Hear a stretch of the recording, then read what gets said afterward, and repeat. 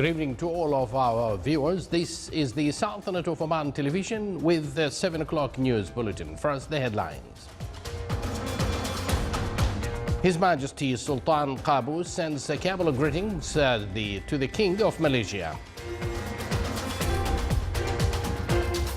The Agriculture, Fisheries and Food Investments Forum concludes by discussing a number of potential investment opportunities in these sectors. And Queen Elizabeth sends a message to UK politicians to resolve the Brexit crisis.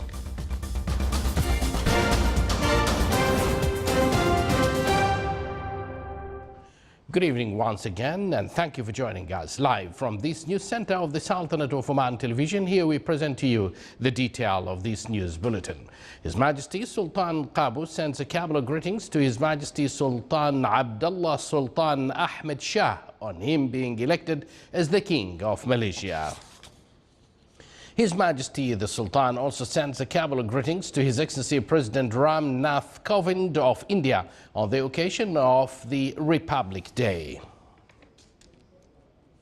After 2 consecutive days of deliberations and discussions on potential investments in agriculture, fisheries and food sectors, participants in the Investments Forum sent a cabinet of thanks to His Majesty the Sultan for hosting the event that attracted approximately 900 international and local participants. The Agriculture, Fisheries and Food Investments Forum offered a platform for Omanis and non-Omanis investors to discuss a number of potential investment opportunities in the sector.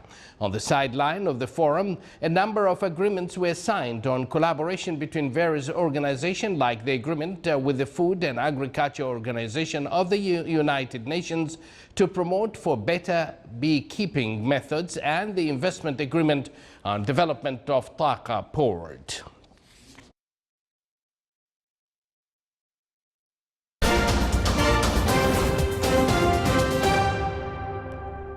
In the United Kingdom, Queen Elizabeth has sent a delicately coded message to Britain's factious political class over Brexit, urging lawmakers to seek common ground and grasp the big picture to resolve the crisis.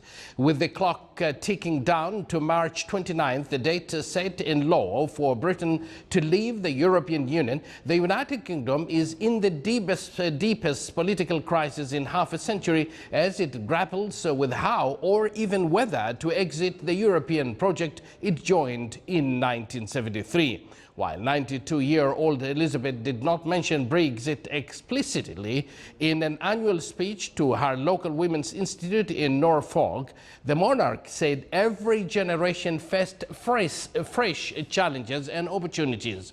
Though steeped in the conventional language, the Queen has made her hallmark. The remarks in the context of Britain's crisis are a signal to politicians to sort out the turmoil that has pushed the world's 5th largest economy to the brink.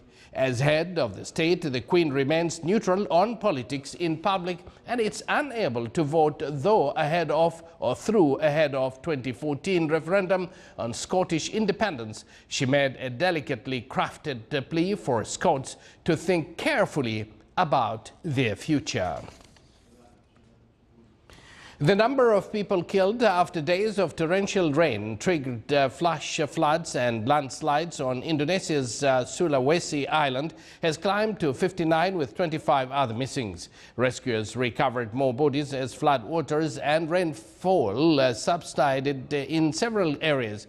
The National Disaster Mitigation Agency said 45 people died in floods and 14 others in landslides. Operators at the overwhelmed Billy Rockfill Embankment Dam were forced to release water on Tuesday, which contributed to flooding but avoided a worse disaster. Houses of more than 6,500 residents in 13 districts and cities in the province, including capital Makassar, have been affected by flooding, forcing more than 3,000 people to flee. Seasonal downpours cause frequent landslides and flash floods in Indonesia, a chain of 17,000 islands where millions live in mountainous areas or near fertile flood plains.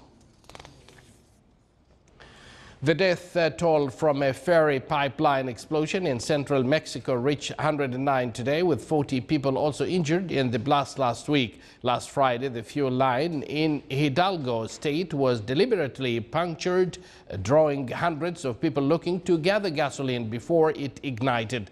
The disaster occurred as the government waged a huge efforts to clamp down on fuel theft, which cost Mexico an estimated $3 billion in 2017. So-called huachicol, as the stolen fuel is known in Mexico, costs about half of market price.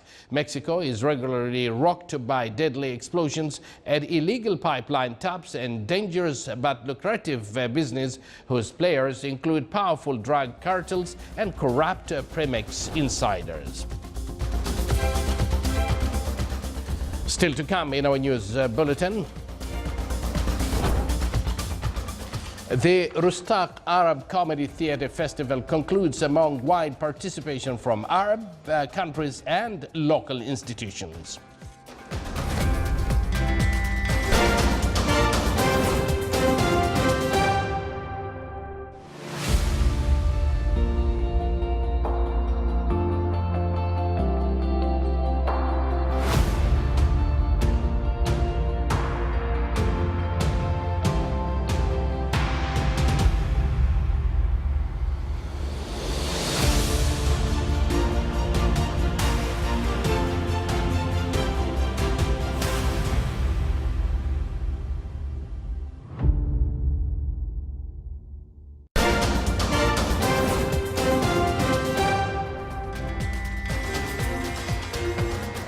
Welcome back to the news from the Sultanate of Oman television. The Sultanate of Oman, represented by the Minister of Information as well as the Minister of Heritage and Culture, participated in the Cairo Book Fair that celebrates its Golden Jubilee this year with its latest publications in science, education and literature. The Cairo Book Fair this year presented special services for people with special needs like sign language interpreters as well as books printed in Braille system. Around 1,400 events will take place and approximately 2,500 critics and writers will participate over the course of the book fair. And now all the way to Rustaq. Rustaq College of Education concluded the second Rustaq Arab Comedy Theatre Festival with a vast participation from Oman and other Arab countries. The actors and producers expressed their delight and joy over the strong support and attendance from the audience who came to watch hand-picked comedy theatre plays that left them enjoy the show to the fullest.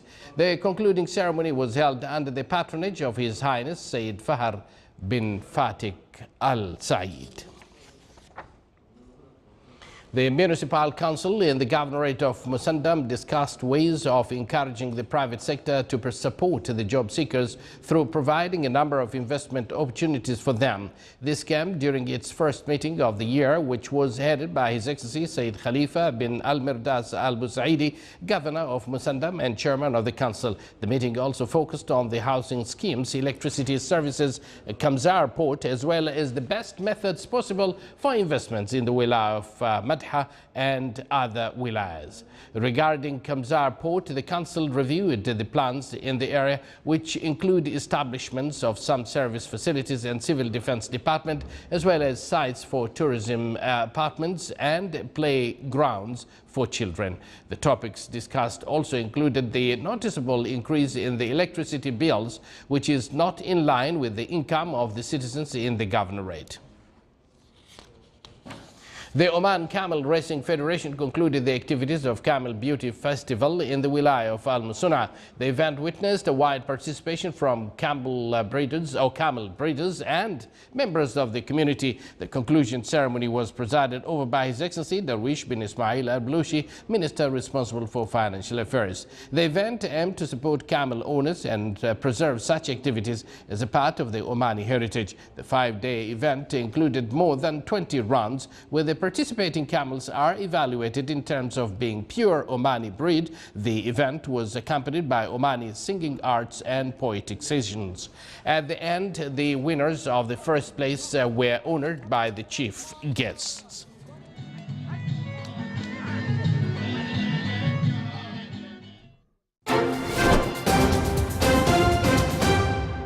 And now for the general weather forecast around the Sultanate. Clear skies will prevail over the most of the governorates with chances of low clouds late at night and early morning. Over the governorates of South Sharqiya, Al-Wusta and Dhofar, on the governorate of Musandam, there are chances of clear to partly cloudy skies along with scattered rainfall. Winds will be southeasterly light to moderate. Seas will be slight to moderate with a maximum wave height of 1.5 meters. More details on your screen.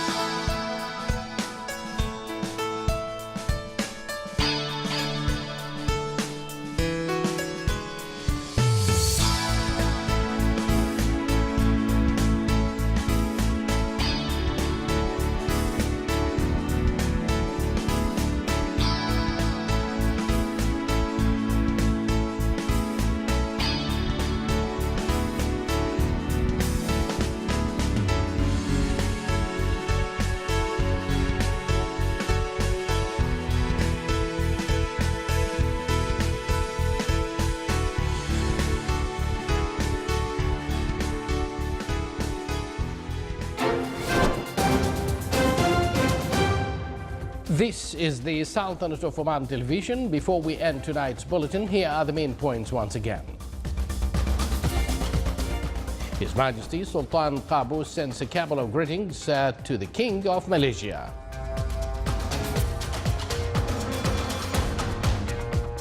The Agriculture, Fisheries and Food Investments Forum concludes by discussing a number of potential investment opportunities in these sectors.